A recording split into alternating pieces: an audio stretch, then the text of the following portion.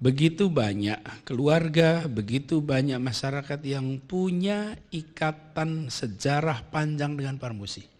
Karena Parmusi ini bukan sesuatu yang baru dan harus selalu diingatkan, ini persaudaraan muslimin Indonesia. Ini harus menjangkau semua.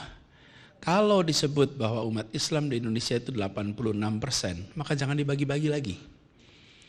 Terlalu sering 86% ini kita bagi-bagi, lalu kita potong-potong.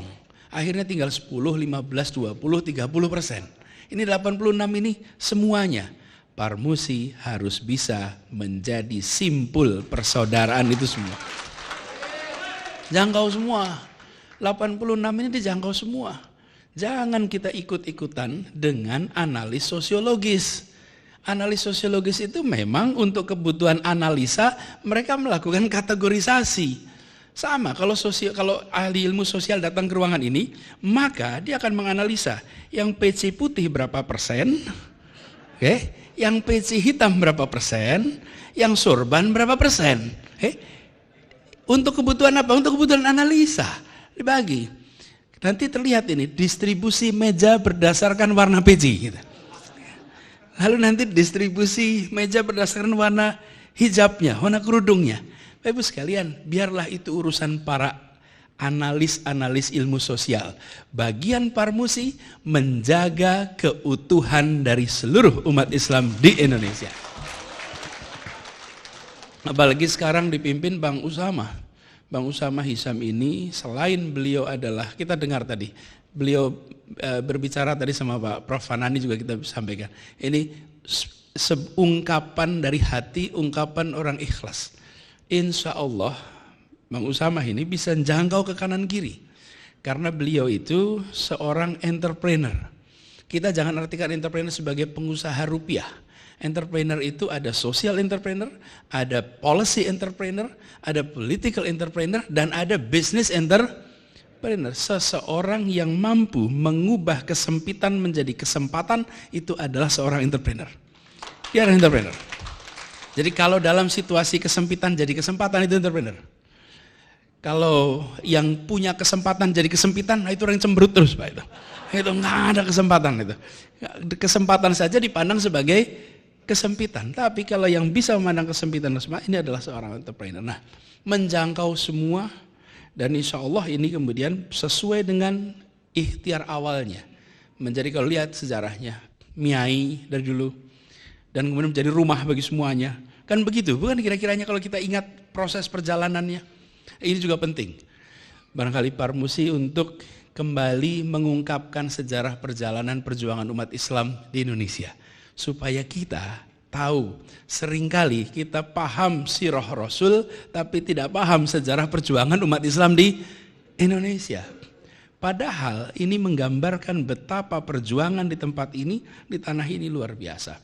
Jadi itu sebuah harapan untuk Parmusi.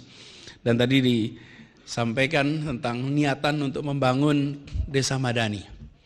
Kalau boleh Bang Usama usul desa madani dan juga kampung madani, Bang. Kenapa kampung madani? Begini. Sejak tahun 2009 lebih banyak orang tinggal di kota daripada di desa di Indonesia. 2009, itu 2009 itu pergeserannya. Oke.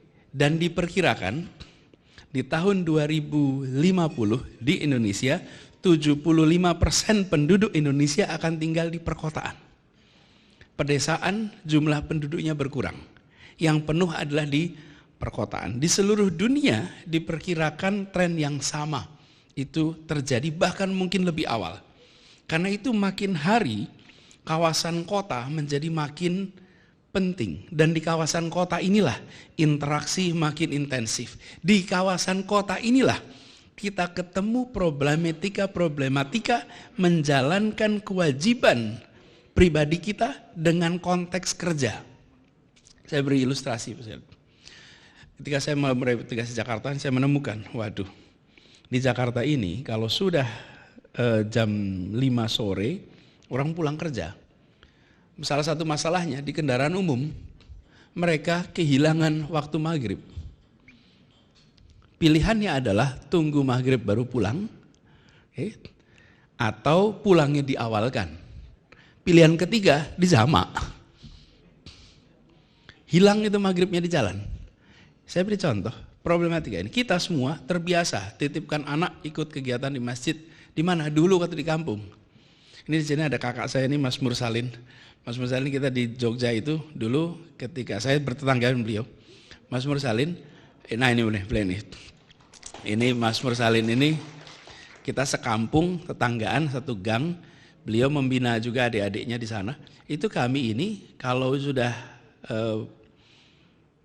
kegiatan keseharian, masjid itu menjadi tempat untuk orang tua bersama-sama menitipkan anaknya di situ. Menitipkan bukan dalam artian penitipan anak, tapi proses pendidikannya dikerjakan di dalam sekitar masjid. Bimbingan, apalagi kalau bulan puasa, itu anak-anak itu dari asar sampai habis taraweh gak pulang, di masjid saja. Itu ketika kita berada di dalam setting sosiologis yang berbeda. Sekarang kita masuk kawasan kota yang makin hari makin banyak tuntutannya. Ini memerlukan jawaban. Jadi saya ingin mendukung sekali yang dikerjakan oleh Parmusi, Bang Usama, dan insya Allah nanti Jakarta ikut fasilitasi untuk Desa Madani. Nah, tepuk tangannya ditahan sampai kejadian. Tepuk tangannya sampai kejadian. Tapi insya Allah nanti kejadian Bang Usama. Ini kejadian Bang Usama. Insya Allah kejadian. Direkam pula kan di sini. Jadi nanti tapi saya membayangkan desa Madani dan juga kawasan urban, kampung Madani. Walaupun kampung itu juga desa dan kota, tapi punya asosiasi urban. Urban ini penting dan sesungguhnya Islam ini adalah agama orang urban. Datangnya, turunnya di Mekah, yang merupakan itu kawasan urbannya Jazirah Arab. Memang tumbuh besarnya itu di perkotaan. Settingnya kota. Dengan struktur masyarakat kota. Kemudian ketika pindah ke Yathrib, ke Madinah, di sana pun menjadi sebuah pemerintahan kota. Kota. Karena itu kita sekarang jangan menjadi yang dipinggirkan di kota. Kita harus bisa menjadi pusat untuk kota-kota kita. Karena sesungguhnya Islam ini tumbuh besar di dalam setting perkotaan. Beda dengan kawasan Badui yang itu di kawasan pedesaan, ini beda sekali. Strukturnya, prosesnya, kegiatan dakwahnya. Nah, kami berharap nantinya ini bisa ditumbuhkan. Insya Allah kita fasilitasi di Jakarta dan harapannya nanti begini. Kalau boleh, berencananya besar, mulainya kecil, kerjakannya sekarang. Kira-kira begitu. Besar rencananya, kecil mulainya, kerjakan sekarang. Yang susah itu kan rencana kecil, rencananya kecil, mulainya besar, kejadiannya nggak jadi-jadi, repot itu. Kita balik gitu, jangan, kita mulai dengan yang kecil lalu kerjakan. Jauh lebih besar untuk nanti mudah untuk berkembang. Dan ini kebetulan ada Pak Dr. Serian, ini kita menyangkut juga pendidikan. Ini kita harus perhatikan. Bayangkan Ibu Bapak sekalian, kita ini hidup di abad 21. Tahunnya 2022. Anak-anak kita, anak abad 21. Gurunya abad 20. Ruang sekolahnya abad 19, Bapak Ibu. Jadi 3 abad itu satu tempat nih sekarang. Kalau datang nih ke sekolah, sekolahnya bangunannya abad 19, gurunya abad 20, siswanya abad 21. Ini perlu terobosan. Nah, di sini ada samping Abah ini ada namanya Pak Dr. Laude Kamaludin. Ini beliau ini adalah pendiri ISNET, Islamic Network tahun 80-an, 90-an yang menjadi platform digital di masa orang belum berdigital. Hari itu orang belum digital, beliau sudah berdigital. Itu kita semua yang pada sekolah itu tahu persis, ini gelombang pertama. Betul ya Bang Laude ya? Itu bergerak melampaui zaman. Pada saat itu tidak ada yang membicarakan tentang digital hari itu. Sekarang harapannya nih Bang Sama, Mudah-mudahan bisa jadi bahan ini. Bahwa sekarang 3 abad itu dikonversi jadi satu. Yang bangunan abad 19, gurunya abad 20, siswanya abad 21, sekarang hikmah dari pandemi itu harus bisa dikonversi menjadi semuanya abad 21. Ini perlu terobosan, karena tidak mudah. Bagaimana kegiatan dakwah kita sekarang menggunakan bukan hanya aplikasi teknologi ini, tapi yang lebih penting adalah materinya. Ini Bapak Ibu sekalian, alat ini itu diproduksi oleh orang-orang yang bisa membuat aplikasinya, teknologinya. Tapi isinya itu dibuat oleh orang kreatif, dibuat oleh orang inovatif. Kalau alatnya tidak usah. Saya pernah bilang gini, orang yang belajar ilmu 5 kali 6 sama dengan 8 kali 7 sama dengan berapa? 56. Itu mau dijawab di Jakarta, dijawab di Madinah, dijawab di New York, dijawab di Paris, sama. Tapi mereka yang bisa membuat pantun, mereka bisa berkreasi, itu tiap orang punya jawaban yang beda-beda. Alat ini diciptakan oleh orang-orang yang bisa menghitung matematika. Tetapi isinya dibuat oleh orang-orang yang kreatif, yang inovatif. Nah sekarang kita sudah memiliki alatnya, sudah kita punyai isinya. Nah bayangkan bila nanti bisa dikombinasikan itu, sehingga kegiatan dakwah digabung dengan desa madani, memanfaatkan teknologi terbaru, lalu dia menjadi sebuah sistem pendidikan dakwah ala Parmusi. Itu dahsyat, Pak. Nah ini harus ada dikerjakan, tapi ini harus ada actionnya. Sehingga harapannya nanti 86 ini digarap semua. Tidak kita segmentasikan. Ini satu harapan untuk Parmusi. Yang berikutnya, izinkan saya juga menyampaikan. Tadi disampaikan tentang kondisi umat, kondisi tantangan zaman. Bang Usama tadi menyampaikan, kita ini hidup dalam keterbelakangan. Kita sering tertinggal bukan karena tidak mampu, tapi karena tidak mengantisipasi perubahan. Karena itu penting sekali bagi kita semua untuk mengantisipasi perubahan itu. Kami coba sebagai ilustrasi apa yang dikerjakan di Jakarta. Banyak yang tertinggal. Tadi bicara ekonomi rakyat kita banyak tertinggal. Pandemi kemarin memberikan hikmah tersendiri bagi kita. Bayangkan, di Jakarta ini begitu kondisi pandemi terjadi pembatasan interaksi, maka mereka yang pendapatannya harian langsung kehilangan sumber mata pencarian. Langsung. Dan itu diperhatikan yang dulu pulang kampung. Pulang kampung siapa yang pulang kampung? Yang pulang kampung tidak punya aset. Gerobaknya sewa, kontrak rumahnya kontrakan, kontrakannya juga petak kontrakan. Tidak ada pendapatan, inilah yang generasi awal pulang kampung. Karena itu kita di Jakarta mencoba untuk apa yang harus saya lakukan? Tidak bisa didiamkan ini. Di sisi lain ada pasar ekonomi yang berkembang namanya digital, yang jualannya online. Nah yang jualan online kalau sampai makanan itu yang jualnya tengah ke atas. Yang kaki 5 itu nggak dagang online. Yang jual ke atas itu yang fotonya bagus, yang bisa masang itu tengah ke atas tuh. Tapi tengah ke bawah nggak masuk. Lalu kita mencari cara apa yang bisa kita kerjakan. Diskusi sana sini ketemu. Bagaimana memasukkan mereka dalam perekonomian digital. Ternyata mereka tidak bisa masuk. Karena apa? Tidak punya IUMK namanya. Izin usaha mikro kecil. Yang kedua, mereka tidak punya NPWP.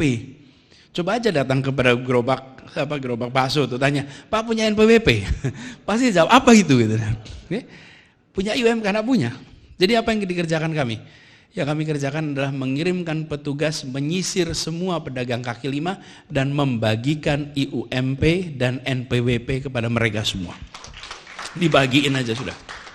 Nggak usah pakai syarat rumit-rumit, bagiin. Dan apa yang terjadi? Awalnya ditolak, Pak. Karena kalau petugas datang tuh biasanya mau gusur, Pak. Jadi waktu datang mendata itu mereka mengira akan ada proses pengusahaan. Sebetulnya akan diberikan izin.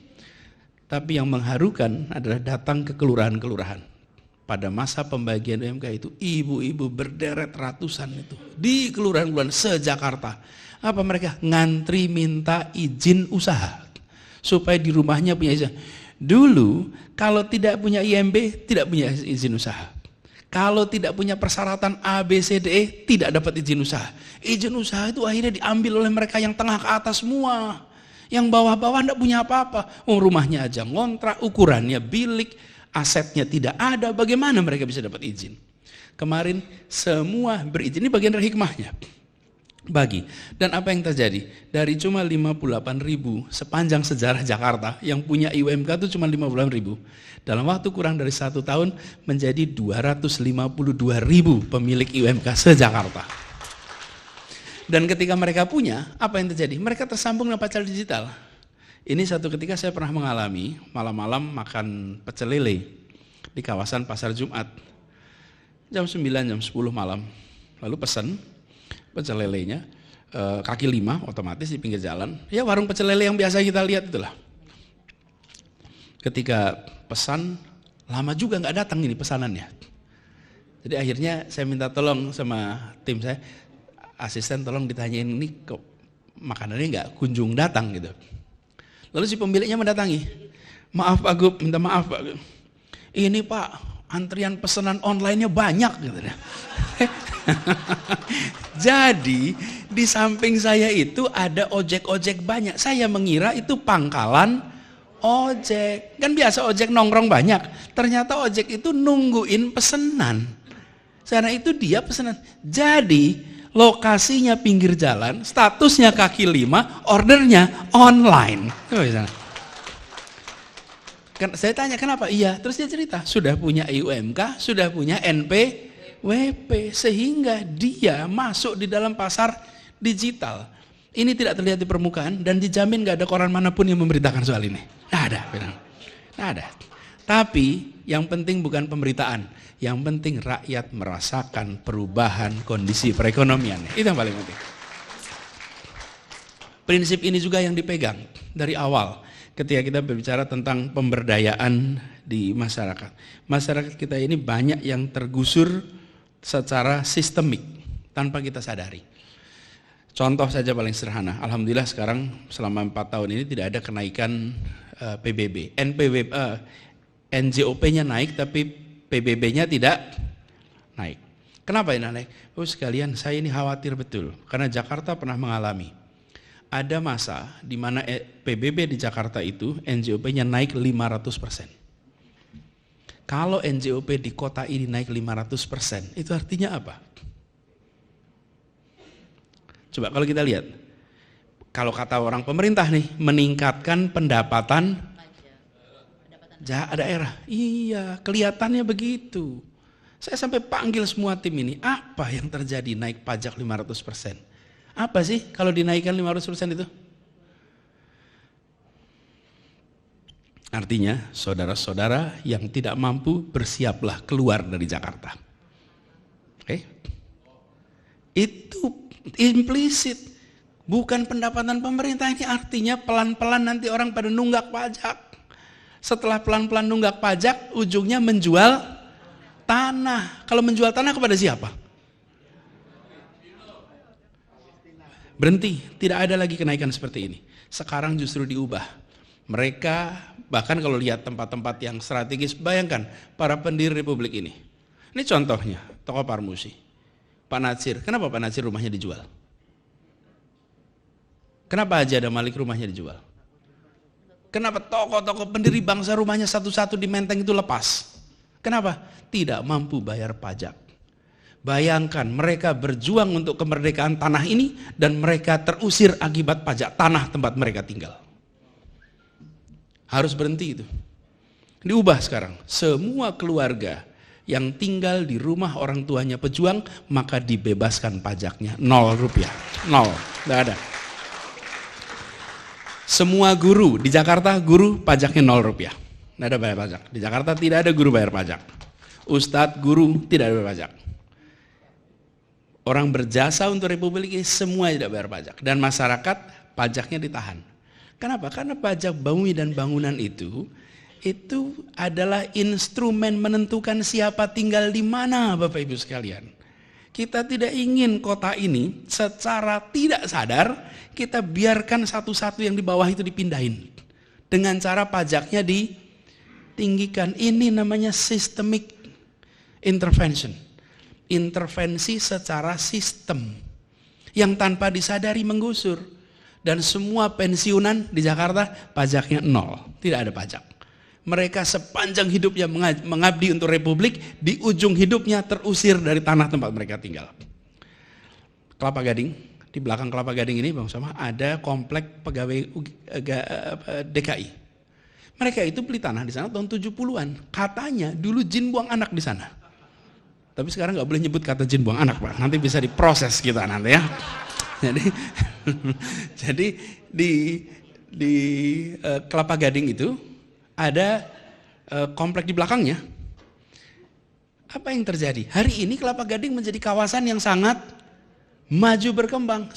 Tanahnya harganya tinggi, PBB-nya naiknya tinggi. Apa yang terjadi?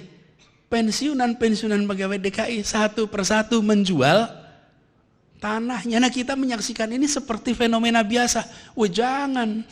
Ini sekali tanah lepas dia tidak akan pernah bisa kembali lagi. Sekali lepas tidak pernah kembali lagi. Pengambil alihan tanah itu terjadi kalau perang saja. Begitu perangnya, pemenang perang itu menentukan status tanah. Tapi kalau tidak ada perang, maka legal itu sekali menjadi milik si A, seumur menjadi si A. Saya ingat seorang pengusaha sangat terkenal di Jakarta yang memberikan nasihat. Nasihat dia itu pada seluruh jajarannya. Dia pesan begini, tidak boleh jual tanah. Namanya siapa? Bapak Ciputra. Bapak Ciputra itu memberikan pesan, seluruh jajarannya hanya boleh beli tanah, tidak boleh jual tanah. Sekali dibeli, dipakai terus. Nah kita, negara, membiarkan, menciptakan pasar jual beli nih. Tergeser satu-satu. Jadi sekalian, ketika kita bicara tentang membangun masyarakat, ya ada intervensi untuk mensejahterakan, tapi harus ada urusan struktural yang dibereskan. Karena struktural nggak dibereskan, kekalahan itu akan terjadi terus menerus. Hanya karena kita tidak memikirkan struktur legal, struktur policy. Ini yang sering saya sampaikan bahwa ketika kita mengambil kebijakan, perhatikan siapa dapat apa, berapa besar, kapan, di mana.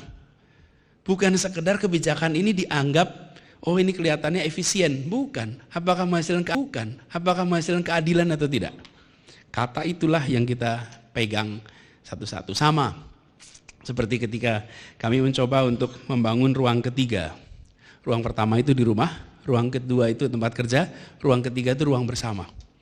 Ruang bersama di Jakarta ini, Pak, tanpa kita sadari, itu tersegmentasi kelasnya. Kenapa? Karena yang menyediakan ruang ketiga itu swasta. Swasta itu kalau bikin ruang ketiga pasti pakai segmentasi. Bikin hotel pakai segmentasi, bikin media saja, coba bakal media. Tapi menentukan mau targetnya A, B, C, D, kan begitu. Apa yang muncul? Masyarakat kita itu terkotak-kotak. Kita menggaungkan persatuan, tapi kita membiarkan ruang bersamanya terkotak-kotak. Kalau boleh saya ingatkan, kita berada di Jakarta bagian utara.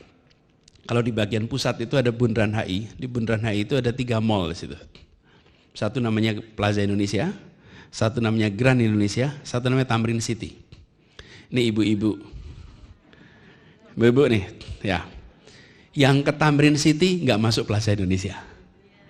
Yang ke Plaza Indonesia nggak mau masuk Tamrin City. Oke?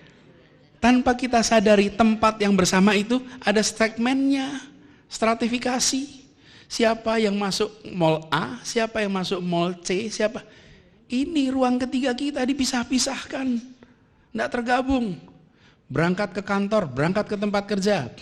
Yang miskin naiknya motor panas, yang makmur naiknya mobil nyaman. Betul, saudara? Oke. Nggak ketemu di jalanan. Kita mau bikin masyarakat yang berinteraksi tidak dibangun. Karena itu yang kita lakukan apa? Bangun transportasi umum. Supaya apa? CEO maupun pengangguran bisa antri di tempat yang sama. Bisa duduk di tempat yang sama. Berdiri di tempat yang sama. Negara hadir untuk semuanya. Dan bagi-bagi. Jadi ketika kita bangun transportasi umum di Jakarta itu jangan dibayangkan untuk soal lalu lintas. Bukan. Lalu lintas iya. Tapi membangun ruang ketiga di mana orang bersama. Ketemu, karena berangkatnya sama-sama.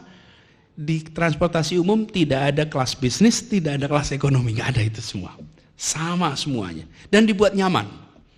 Jadi kalau Bapak Ibu sekarang di sini, Pak Parmusi sudah pernah naik MRT belum ya di luar kota ini? Kalau sudah alhamdulillah, kalau belum yuk kita atur naik MRT. Keliling pakai bis Transjakarta. Nanti akan merasakan. Sekarang beda sekali. Pengalaman kita itu dulu bisnya di tengah jalan diturunin. Ngetem.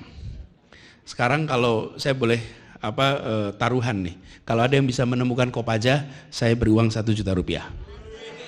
Kopaja zaman dulu nih, Metro Mini, kalau bisa ketemu yang asapnya masih gede, udah nggak ada sekarang. Kopaja, Kopamilet, udah nggak ada semua itu, nggak ada. Dan tidak ada drama, nggak ada penggusuran, nggak ada penutupan, tidak. Mereka semua sudah berubah semuanya menjadi modern. Kenapa? Karena kita ingin bangun ruang ketiga. Tujuannya bukan tujuan teknis, tujuannya tujuan sosiologis sehingga terbangun kebersamaan di masyarakat.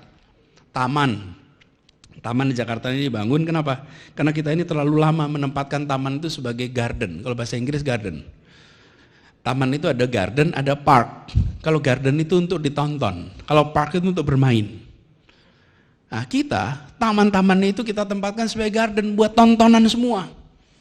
Bayangkan Monas yang segitu besar, rumputnya ditulisin dilarang menginjak rumput. Lah terus buat apa ada rumput sebesar itu kalau nggak boleh diinjak? Kenapa? Lah iya kan nggak boleh diinjak. Loh itu kan kalau tontonan. Lah ini tempat main di seluruh dunia. Kalau namanya taman itu untuk bermain, namanya park, P-A-R-K. Kalau garden ya nggak boleh diinjak, nggak boleh dipegang, itu namanya garden. Lah kita se-Jakarta disebutnya garden. Jadi semuanya dilarang diinjak. Sampai sebagai cabutin itu semua. Jadi hari ini sekarang datang ke taman manapun tidak ada lagi tulisan dilarang menginjak rumput. Tidak ada. Kenapa taman itu dibangun? Biarkan yang kaya dan yang miskin ketemu ruang bersama, berinteraksi di situ. Karena itulah ruang ketiga kita. Kalau tidak pada ketemu, nggak pada berinteraksi. Lalu terjadilah urutannya begini nih, polarisasi, friksi, konflik. Kenapa polarisasi? Karena negara tidak menyiapkan unifikasi. Karena itu terpolarisasi. Yang satu ke sana, satu ke sini, nggak pernah sudah ketemu nih. Timbul ketegangan. Lalu muncullah friksi. Setelah friksi munculnya konflik. Kalau konflik diteruskan namanya pecah. Pecah itu paling ujung. Polarisasi, friksi, konflik, pecah. Nah ini harus dicegah, dibangun. Ini semua sekedar contoh saja. Bagaimana kita mencoba untuk mengikhtiarkan hadirnya perasaan keadilan, kesetaraan di Jakarta. Mudah-mudahan ini akan bisa langgeng nantinya. Doakan ini bisa terinstitusikan. Saya insya Allah 4 bulan lagi selesai di Jakarta. Bulan Oktober besok. Doakan bisa husnul khotimah. Dan itu tuntas. Kemudian nanti Jakarta itu kan kalau Ibu Fahira masih terus di sini, nanti ikut ngejagain Bu Fahira. Dan kita berharap nantinya ke depan berbagai hal terutama yang menyangkut soal kesetaraan kesempatan, keadilan, mengangkat mereka yang selama ini terpinggirkan, melindungi agar mereka tidak terkesampingkan, itu bisa kita jaga sama-sama di Jakarta ini. Doakan ini bisa terlaksana dengan baik.